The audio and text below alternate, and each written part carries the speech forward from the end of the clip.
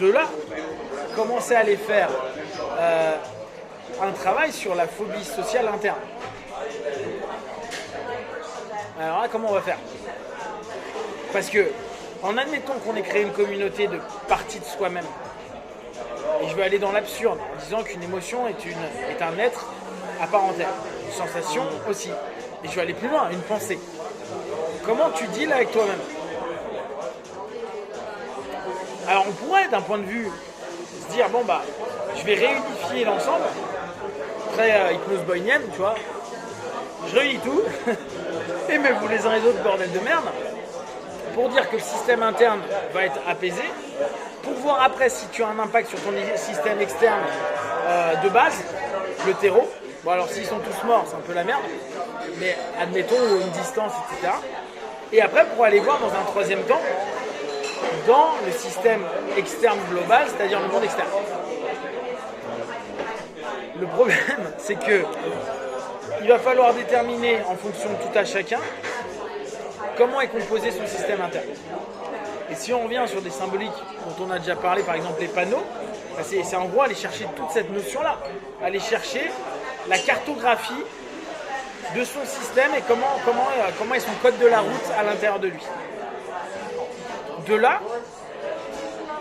on va automatiquement avoir un impact sur nous et le monde social. Et ça va nous permettre deux choses. Ça va nous permettre d'être à la fois une injonction paradoxale. On va avoir un rapport dissociatif de soi-même et un rapport hyper associatif à chaque partie de soi-même. L'élément qui peut être le plus intéressant est de comprendre sur quel élément on est le plus dissociatif, ce qui pourrait nous ramener à un élément quelle est la dissociation que j'ai faite dans ma famille, on va dire le terreau de base plutôt que la famille. Et après, quel est celui que j'ai continué parce que c'était plus homéostasique pour moi, parce que connu et parce que ça me demandait le moins d'énergie possible. Et en même temps, dès qu'on va aller dans une notion associative, c'est de se dire est-ce que cet élément associatif peut avoir un impact potentiel, et là on revient dans les notions PNL, hypnose, une ressource qui me permettra à un moment donné d'aller permettre à mon partenaire, petit à petit, d'aller dans une démarche qui va être, si j'arrive avec cette partie de moi, ça veut dire qu'avec un certain type de population, je peux y arriver. Dans ce cas-là, ça ne sera plus une phobie mais une peur. N'oubliez pas, moi mon point de vue c'est les phobies, si on peut les enlever tant mieux, mais la plupart du temps les gens qui ont des phobies, je leur dis déjà si on arrive à juste avoir peur, c'est bien. Avoir peur d'aller voir les autres ou avoir peur d'aller en contact avec les autres, c'est une chose. Avoir une phobie, c'est se dire j'en suis pas capable et je fuis ou je freeze ou je fight. Donc retrouver au travers potentiellement de notre société interne les éléments et les parties sur lesquels on est OK et d'aller dans la projection de la ressource interne vers une projection externe et commencer à le mettre en place. Et là on revient sur un rapport TCC, sur des prescriptions de tâches, sur toutes les choses de base de notre cheminement, peut permettre à notre partenaire petit à petit à mettre les choses en place. Mais c'est là où, quand on me dit ouais mais comment tu vas travailler sur ça, c'est là où là c'est en plus de la théorie, donc à chaque histoire il va falloir commencer à trouver des éléments, mais ça nous donne une structure de travail qui peut être intéressante à mettre en place, qui en est qu'une, il y a d'autres, plein de manières de faire, mais qui va nous permettre nous de remonter petit à petit et au travers de tout ça après revenir sur la notion de ok quelle transe il faut que tu aies pour aller en rapport avec les autres. Est-ce que tu es capable d'avoir une autosuggestion continue qui te permet donc travailler en auto-hypnose?